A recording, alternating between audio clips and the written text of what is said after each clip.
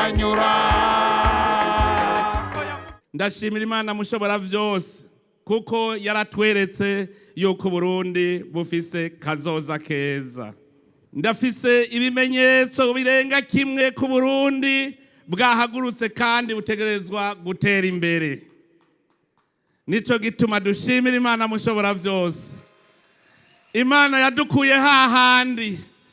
Imana yatweretse inzira irashe abarundi ko dushobora kuja hamwe twese kandi dushobora kugwanya ubukene. Iyo Mana irakomeye turavye aho yadukuye. Nico gituma imisi yose tuyininahaza tuyishimira. Ibimenyetso rero dufise ku Burundi bwahejeje kwivyukiranya kandi butegereza gutera imbere.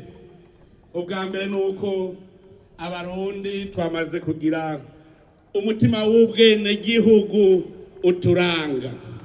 Uno musi abarundi baramenye ko ari bene Burundi. Abarundi bari impunzi nibo bahora bavuma igihugu cabo, none ubu baragihurumbira barakiririmba.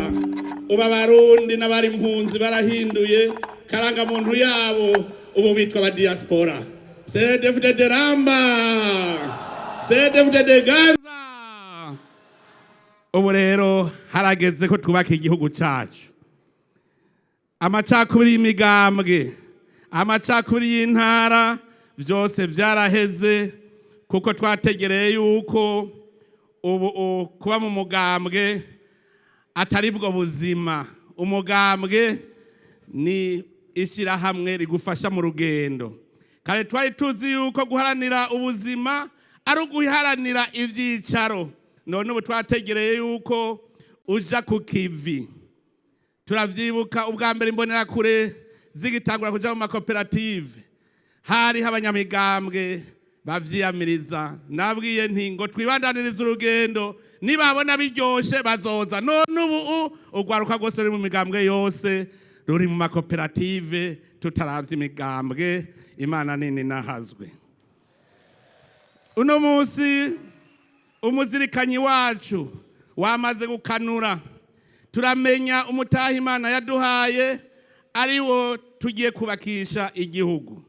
Umutahe wa mbere Imana yaduhaye n'umurundi w'ubwenge afise n'inkomezi. Dukoresheje ubwenge tugakoresha inkomezi, nta gisivya, tuzoja ku kivi kandi tuzokwimbura. Umutahe ugira kabiri n'itunga kama Imana yatugabiye. Umutahe itunga kama, turafise amazi, tuhagira imvura, tukagira ubutare. Ubu rero nahacu kubihingura.